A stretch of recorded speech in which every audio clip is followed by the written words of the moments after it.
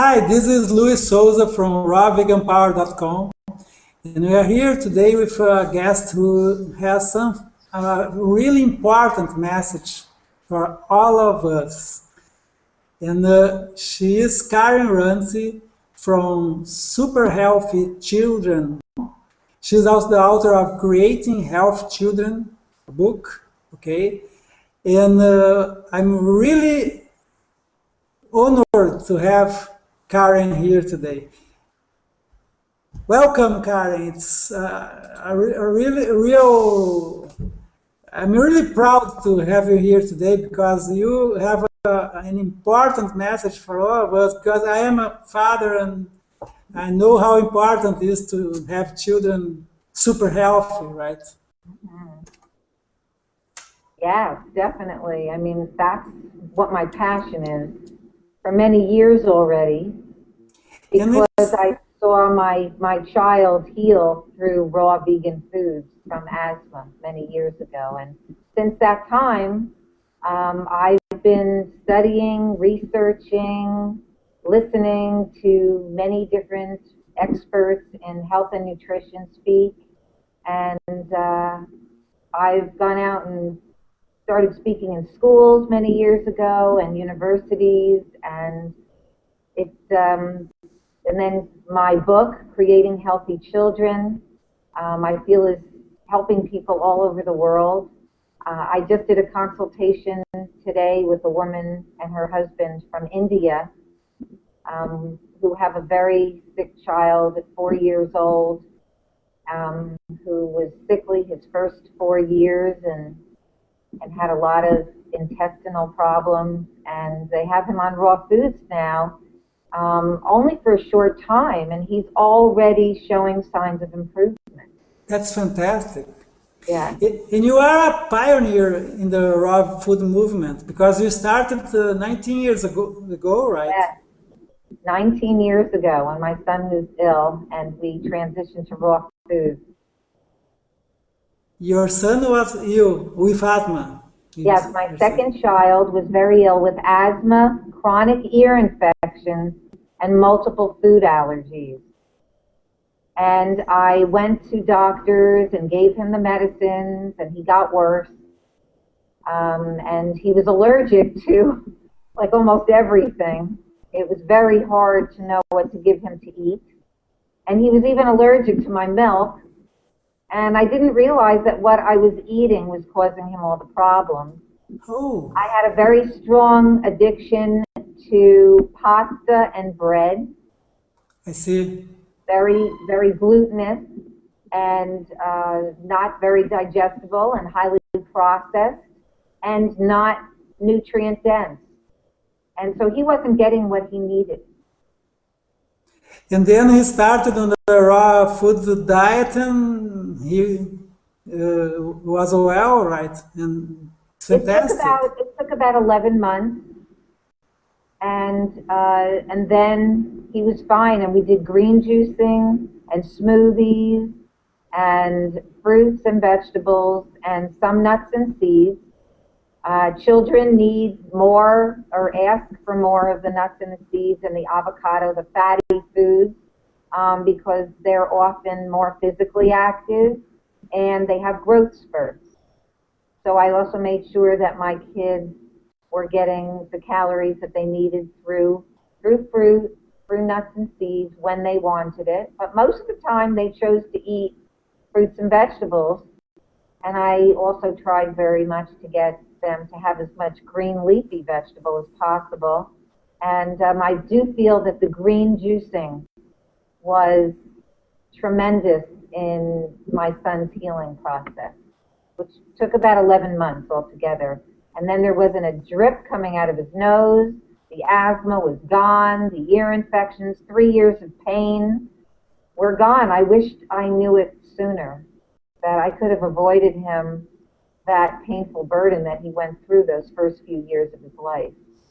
It's really interesting, because you had your own experience with a child and a newborn, and you developed all your work from this experience. Yes, I did. And I'll be honest with you, I don't know if I would have gotten to the point of really understanding the benefits of raw food nutrition if it wasn't for my grandmother. Because Oh, my grandmother, my paternal grandmother, was very ill in the early 1920s. She had asthma and emphysema. And she was in the hospital, and they didn't have the medications of today for the asthma or the inhaler, and they gave her penicillin, and she got worse, and they oh, told her they couldn't do anything for her anymore, and that's when, you know, she was scared that she was going to die, and she was a single parent. My father was only 4 years old, and she was scared. As Margaret Mead says, it's easier to change your religion than to change your diet. You know, it and a lot is. of people, even if they're really sick, you know, there's many people who have advanced cancer and they're still not willing to change their diets and see if that could benefit them. But my grandmother had an additional motivation, and that was that she had a young child who she didn't know what was going to happen to. So she was willing to take information, and a relative had written to her and told her about a book called The Mucusless Diet Healing System by Professor Arnold Ehret. And she had somebody bring her that little paperback while she was in the hospital. It had come out around 1917. And she read the book, and she left the hospital, and she became a vegetarian, then she became a vegan, and then she went to the raw food vegan. They didn't call it raw back then, but she was always telling me as a child to eat foods the way they are, to eat natural food, That's fruits a and great vegetables. influence. And so I grew up hearing that, but I ignored it. But when my second child was so ill, after 3 years of nothing else working for him, I realized I wasn't looking at the cause of the problem. And the cause of the problem was what he was getting nourished with or not nourished with. And that's when I started eliminating the processed and refined foods and the cooked food. And that's when I saw changes. And all of a sudden, this child was able to breathe. And since then, I've worked with many children who have asthma, and I've seen complete healing in as little as a month. It's So fantastic. there's no need for any of these children to be so sick, and many of them are dying. And Wow. so there is such a power to eating natural foods. And when Um, they are not ill, they show an erratic behavior as well, right? With the processed foods and so on. yes, I mean, once you get the processed and refined foods out of the body, you see all kinds of healing and changes in such a positive way towards health and well-being. I work with children who have attention deficit disorder, and you get rid of the processed and refined foods and the wheat and the dairy, and you see all of a sudden these children can think, they become calmer, more focused. Many of them have gastrointestinal problems that go away, and you see major changes in their ability to focus and learn. And it's really so simple. And usually kids eat a lot of sugar, everything with sugar, and that's not good at all as well, right? And That's right. The refined sugars are very high glycemic. And actually, the natural fruit sugars are not high glycemic. It's the processed food, and it's the wheat, and all of these foods that are not digestible in the body. And the children have to work very hard to push out these toxins. And it affects their entire system. So that there are children who at a very young age are given drugs like Ritalin to be able to focus in school. And in actuality, if we looked at nutrition instead, we would see that drugs aren't needed, that these children don't need to develop all of this hyperactivity and problems attending, that dietary change is so important. And if we look to that first, we'll avoid all the future problems that come with this disorder, because a lot of young male adults are suicidal. And if you look into their history, you'll see that they have been on some of these drugs for attention deficit disorder. And even some of these young males who have been the killers in some of these incidents that we're seeing in schools, especially. I see. If you look into their histories, you'll see that they've been on some of these dangerous psychotropic drugs. And you were talking about grades as well in school, and you have a program that you teach, Eating for A's, right? And how does that work? Okay, well, I am a speech and language pathologist for over 30 years. I've been working with children of all ages,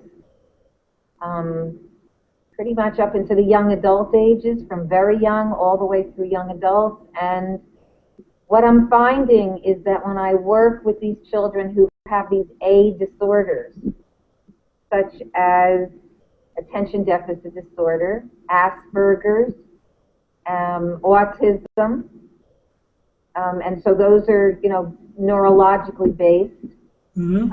And then some of the other A disorders, such as asthma, which I already spoke about, and allergies, and atopic conditions, such as eczema, that these are also all connected to proper digestion.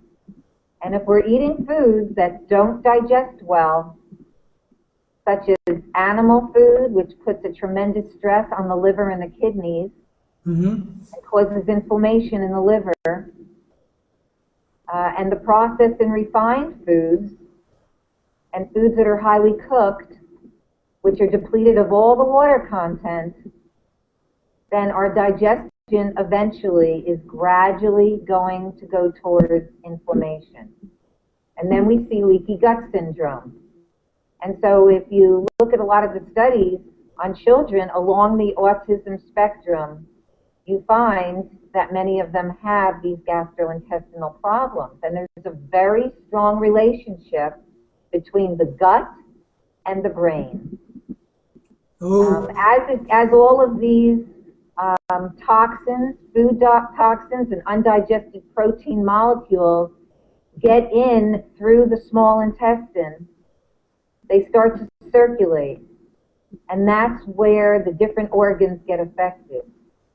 The skin is very connected to the gut, and the brain is as well.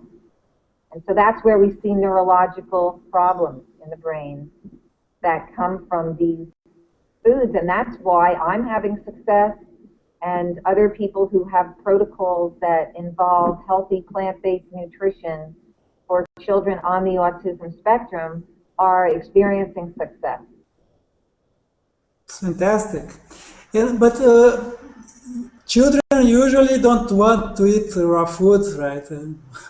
What do you advise to parents? What can they do? Yeah, it is a daunting task.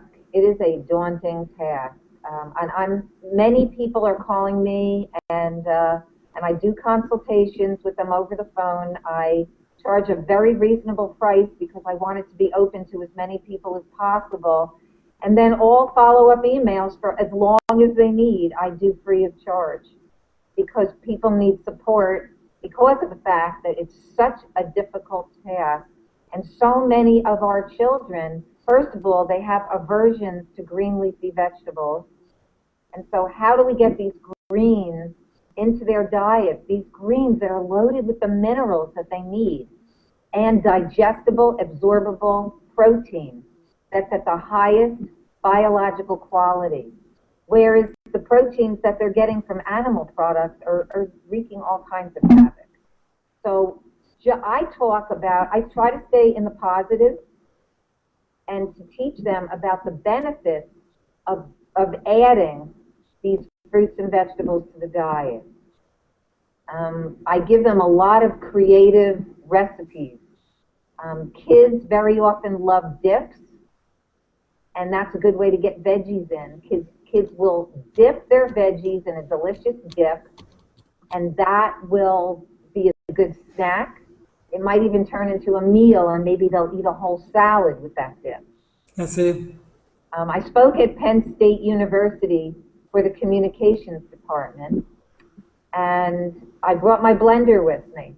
Oh, Yeah. that's And cool. I brought my Vitamix with me. That's very cool. Yeah, and so I had a nice large audience of students, and they saw me making my pina colada smoothie. And I put in banana and pineapple, and they looked at it and they said, "Yum, we'll try that." And then I put spinach in, and they were like, "No way, no, I'm not doing that anymore." You know, as soon as they saw some green go in, they said, you know, that looked too foreign to them. And so I brought little Dixie cups with me, and I tell them, I only am asking you to take a little taste. That's why I brought the Dixie cup, because I think you're going to like it. It's going to taste sweet like the fruit, and I promise you, spinach is mild, and you won't have a strong taste from it, but you'll get a lot of good quality vitamins, minerals, and protein from those greens. So just try it and see. And I'd say that 3/4 of those students tried the smoothie, and most of them loved it. I even got an email from one student who told me that he now is having green smoothie in the morning Oh, instead great. of bacon and eggs and or bagel and cream cheese. And so he's telling me that he's thinking more clearly, he's studying better, and he's attending more in his classes, and he said he's got increased energy. And so this is without even telling him what to get rid of. I mean, he came to my talk. He certainly knows that I don't agree with animal foods. He hasn't taken them out of his diet, but he certainly has replaced an entire meal by adding a wonderful smoothie that has loads of green leafy vegetable in it. That's a very good strategy. If you just keep scaling what they eat, uh, maybe from something really small, like just a meal, it can work. It's great. Yeah. Yes, I am seeing it work, and I also feel that when students have the information, I think a lot of them don't have it because there is so much control over the media and all over the schools as well. The meat and the dairy councils have a monopoly over the school system, It's incredible. as well as Monsanto and the processed food industries. And as soon as we understand that, we can start looking for information elsewhere. And so there are many schools that are now bringing me in there to do my workshops. I'm speaking for a faculty and student population of 800 at a school in Massachusetts in just a few weeks. And I'm looking to do Great. more and more of that to get out to large numbers of students who will see that this makes perfect sense, and they will want to initiate it into their own lifestyle.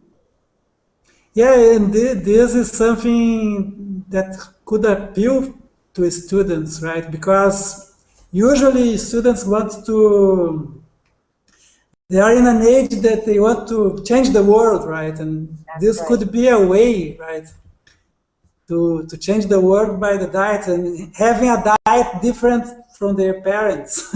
Exactly. Exactly. So a lot of the students find that it's very cool. Well, I will take advantage of this moment here with you and ask you about my situation that could be similar to some parents.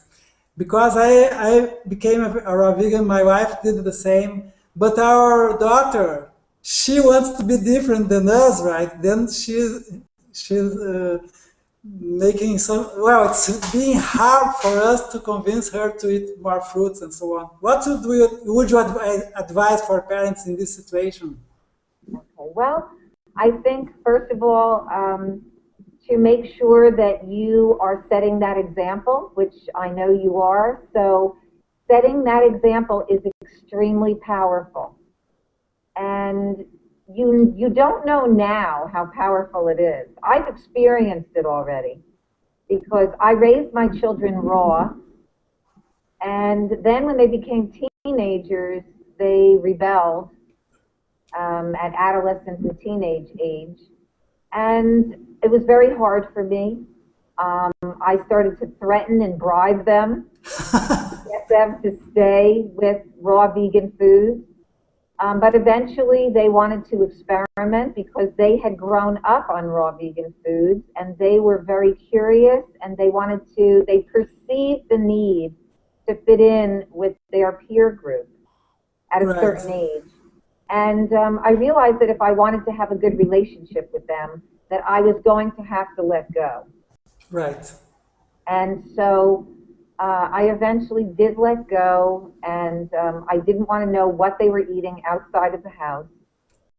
And it saved my relationship with them, which I felt had already been quite stressed from the time that I had tried to be more controlling with them. So I really tell parents that when they're younger, you are the center of their universe. That is the time when you really need to be a powerful example. Well, all the years you need to be a powerful example, but you need to set your home up for the foods that you value. You need to right, have pictures hanging up in your kitchen of fruits and vegetables and sprouts and and show them that those are the foods that you value.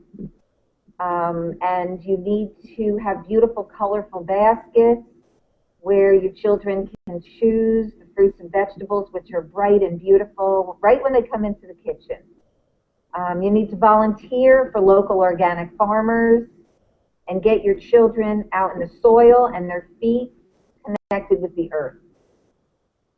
And I think if you've done all that and you're eating healthy foods yourself, that your children will eventually come back, even if they go off. My daughter, she totally believed my message in her years of growing up.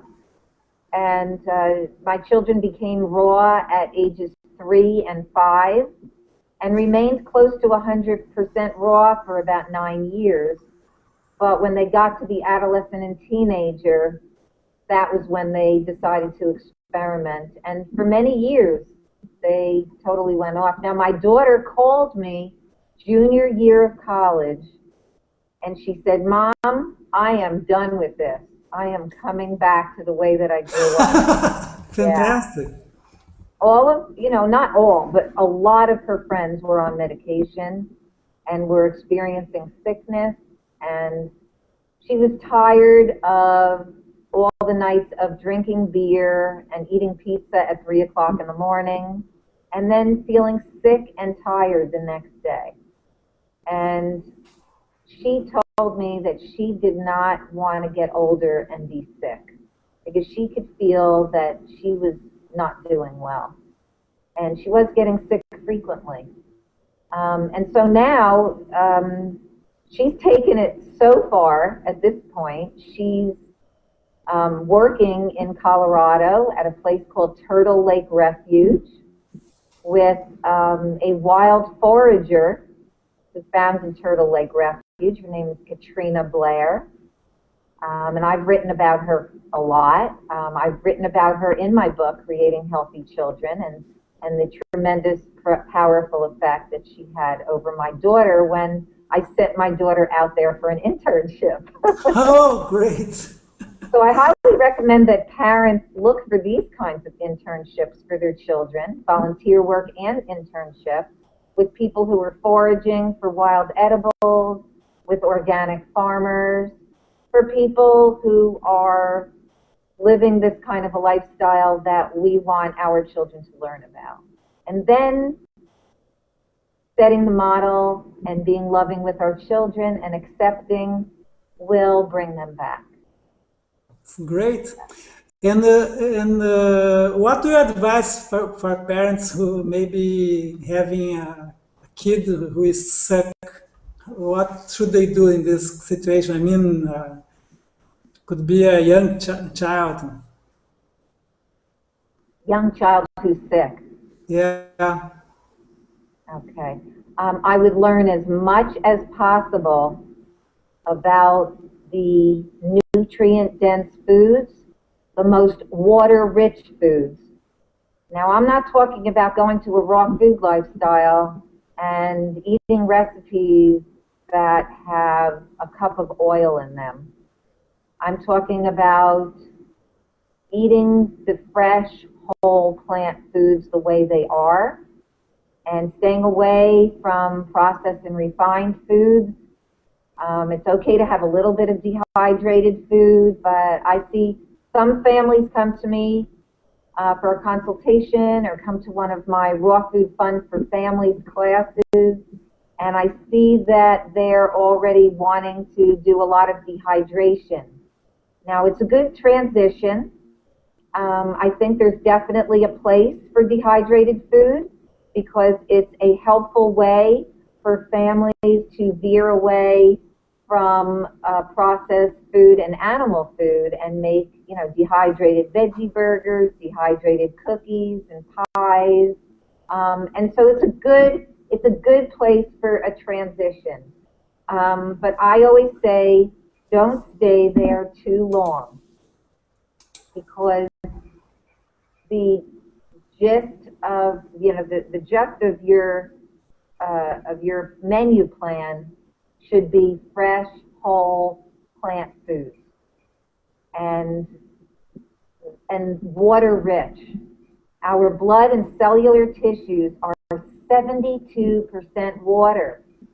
It's not enough to be eating lots of cooked food or dehydrated food and just drinking lots of water every day. 8 glasses of water is not enough if you're not eating fresh plant foods. And those fresh plant foods are constantly rehydrating. And so that's why I love the raw vegan lifestyle, because it gives us that water that we need. It's a natural hydration, right? You get the water from the plants. Exactly. Just gives you so much of the water content, and I also find that with women who are breastfeeding, that also if they're eating a lot of dehydrated foods, they're going to be dehydrated. If they're eating a lot of cooked foods, they're going to be dehydrated. The animal foods, the cooked foods, the dehydrated foods, they don't have enough water. So the milk would be different, right? I mean, how if a woman is eating so much cooked food and she is dehydrated, what happens with her milk? Well, many women don't have a good milk supply.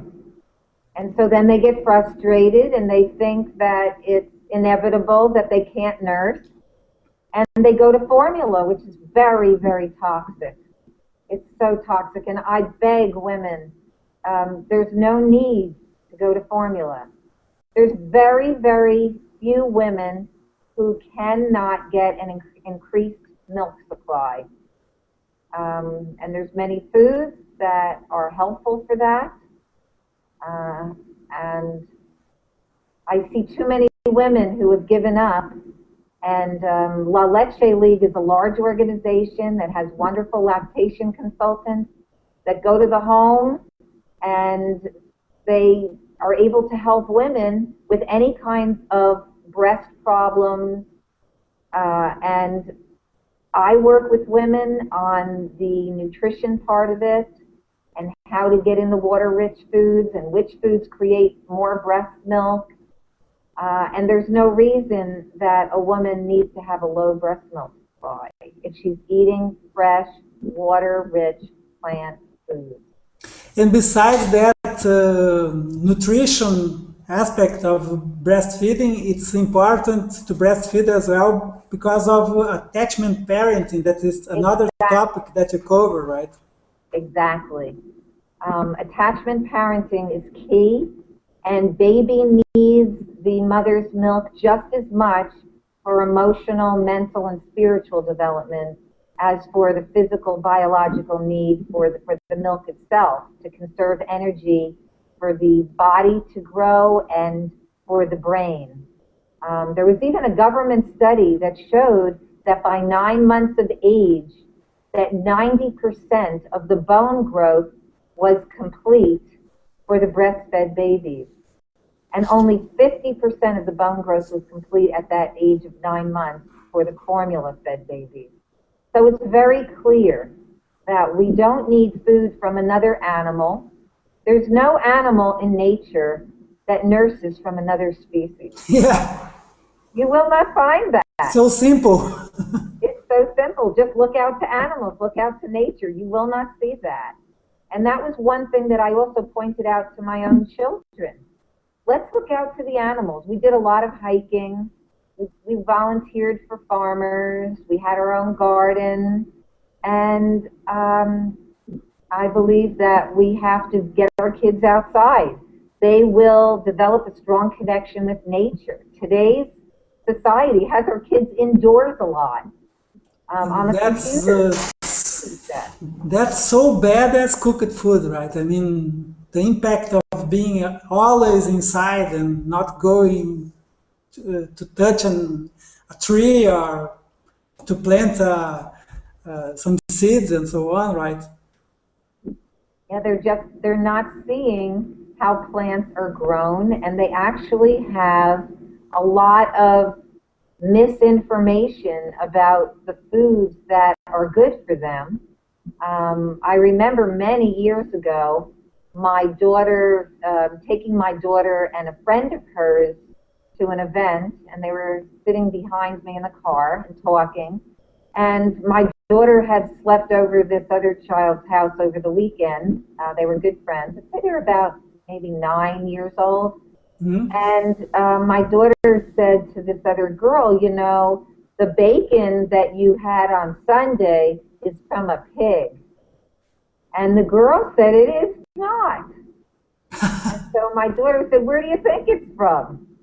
And that girl said that her mother told her that bacon was made at the supermarket. Oh no.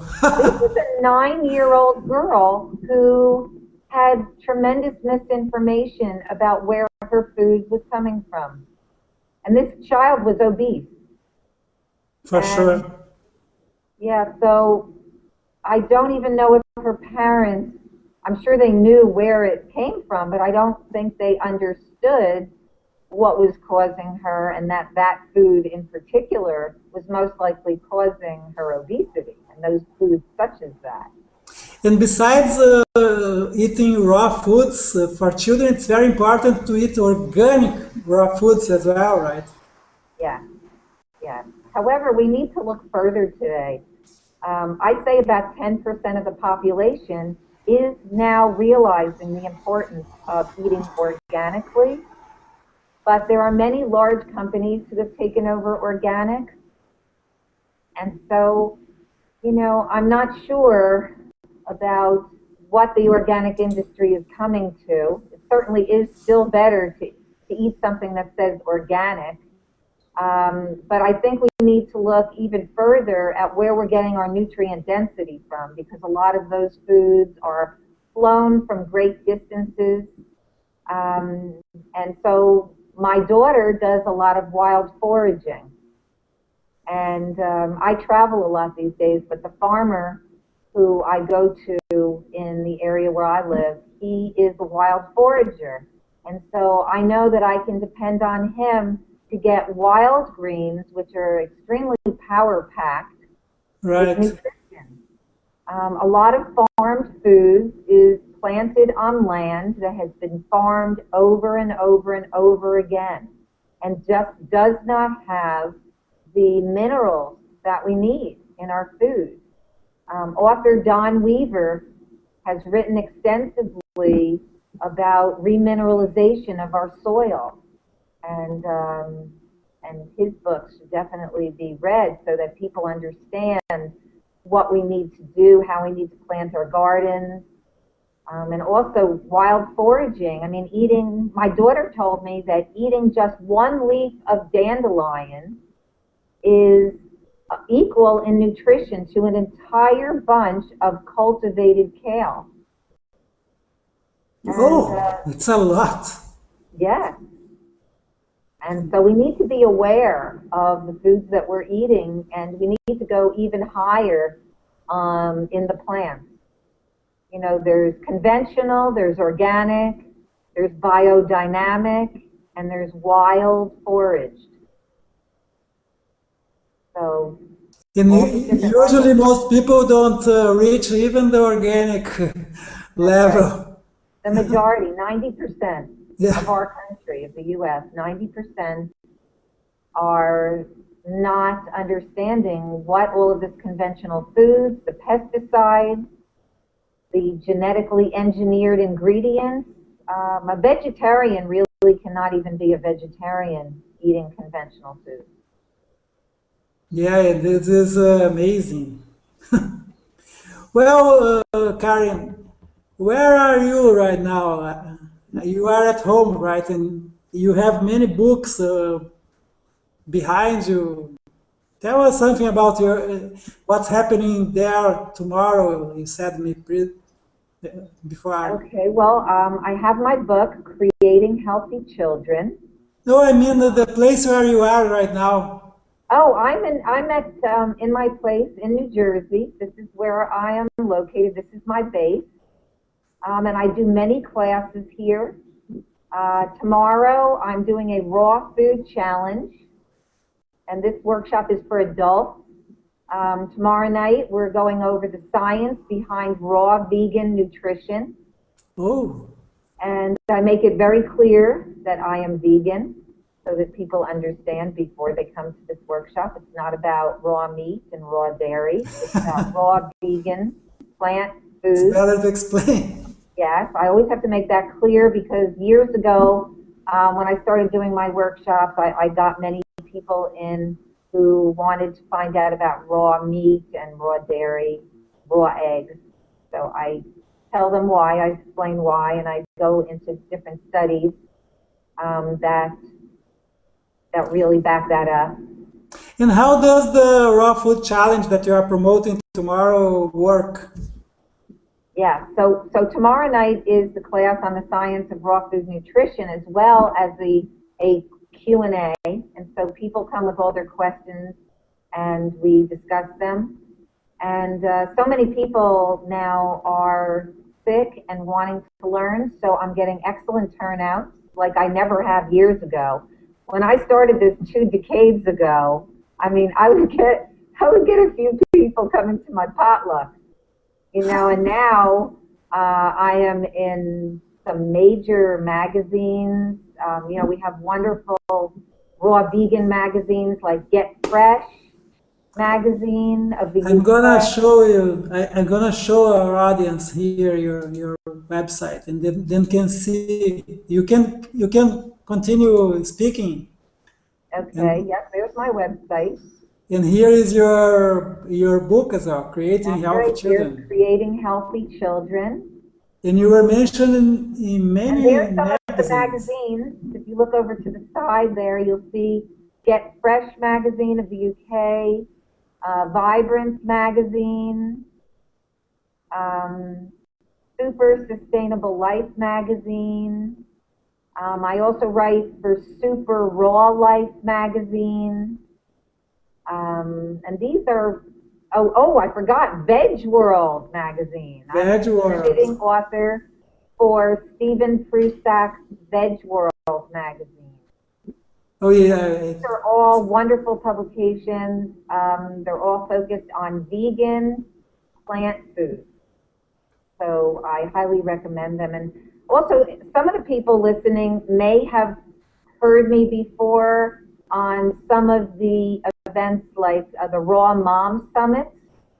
I was on 2 of the Raw Mom Summits, And my daughter, Gabriella Ranzi, she and I were both interviewed for the Raw Mom Cook Dad Summit, which was a couple years back. So cool. Yeah, and that was very true about us, since my husband was not on board initially. He's much more on board with raw foods today. And Gabriella is following your steps, or am I wrong? Excuse me, what was the question? Gabriella, your daughter is following your steps. Yes, more Fantastic. than I ever would have imagined. During her time of experimentation, I never ever thought she would come back to the way that she was raised, and I'm so excited about it. And how old is she now? I just spoke. I did a 10-day tour in California, which I consider to be the raw food mecca. And Gabriella came along with me for my Southern California part of the tour, and she spoke with me. And it was so powerful to have her there with me. I've been getting many emails from people who attended the event and told me that it was just wonderful and so satisfying to them, and really boosted their confidence in the raw vegan lifestyle, to see a beautiful young adult girl, 25 years old, who was raised this way and who then went off and came back to it on her own accord, so that she really owns that now. And so the people were really benefiting by her information as well. Yeah, that's fantastic. It's great to have mother and daughter working together and promoting the same message, and this message especially, right? It's fantastic. Definitely. Also, I was on the Conscious Food Summit. Stephen Prusak had recommended me for that summit, and I was on air all over the world, and people from Russia heard me speak on the Conscious Food Summit, and they invited me to come and speak at a health congress in Russia, 2 hours south of Moscow, last June. And my book is now being translated and published in Russian because of that health congress. And that was from the Russian Association of the Raw Food Movement and Naturopathy. Oh, that's so cool. That organization. So it's exciting, so exciting to see that the raw food movement is growing all over the world, and that so many people are healing their families. Individuals and families are making major changes. It was exciting to go to Moscow and see like 6 restaurants that provide raw vegan nutrition. Ha! Yes. That's so good to know. Yes. We went to an Italian restaurant called Basilica, and half of the menu was conventional Italian food, not even vegan, but half of the menu was raw vegan. Oh, in So Russia. it's very exciting to see that they were bringing that into their menu. Yeah, that's so cool. And have you ever been invited here in Brazil? I have not been to Brazil yet. I have sold my book, Creating Healthy Children, in Brazil. I would love to come there. That would be great. We have to organize this. Yeah. It's so fantastic. My husband is Colombian. Oh, really? And so we have been back and forth to Colombia, but I have not done a talk yet there either. So I am hoping to get to South America. And I do have to say that when I go to Colombia, I feel like a queen with all the wonderful markets loaded with fruits and green leafy vegetables, and it's just a total treat to go to Central and South America. I have spoken in Costa Rica. Oh, you've been to Costa Rica? I have spoken in Costa Rica at a place called Finca de Vida. It's a Farm of Life. It's a raw food retreat center in Costa Rica. Well, thank you so much for coming, Karen. It's so great. I have my last question to you now. It's a huge question, but with a small answer. Comparing the person you were before and the person you are now after being a raw vegan, what is your raw vegan power? My raw vegan power is that over the years, and remember I've been doing this for 2 decades, over the years I find that it's so much more calming. I had a lot of hypertension and anxiety earlier in my life, and that's been an amazing transformation for me, to become less judgmental and more calm with people. I feel that my diet has helped me with that because my digestion is so good. Also, I had many years of cystic acne, 20 to 25 years of hydrocortisone shots in my face for cystic acne, and I was healed in 3 months. I have a book that will be out this year about my healing of cystic acne. And that's going to be written, co-authored with a medical doctor on the benefits of raw vegan nutrition and the skin. And I also have a recipe book coming out soon, a recipe book for families. It will be all simple recipes that have not a lot of ingredients and that get raw vegan foods into our daily diet very quickly. Are they coming this year, 2013? Yes. Oh, that's fantastic. We should schedule another interview when you get them out. It would be great to talk about them too. That sounds fun. That sounds fun. And I would also just like to let your audience know that they can see a lot of my interviews with people on healing, on the benefits of raw vegan plant foods, on my opinions on what's worked and what hasn't worked for raw vegan foods over the last 2 decades for me and other people who I have observed following this lifestyle. There's a wonderful video that I did with my daughter, Gabriella, and that got like 2,000 views right away when I put it out there on YouTube. So, I recommend people to that. And, again, my website is superhealthychildren.com. And people can always communicate with me through my website. And your book is also being sold through Amazon, right? Creating Healthy Children. It's on Amazon, and I sell it on superhealthychildren.com. And I'm happy to sign it for people if they want my book, if they want it signed. That's so cool to ask for the sign. Fantastic. Yes. Well, thank you so much, Karen. It was a great pleasure and a huge honor to have you here today.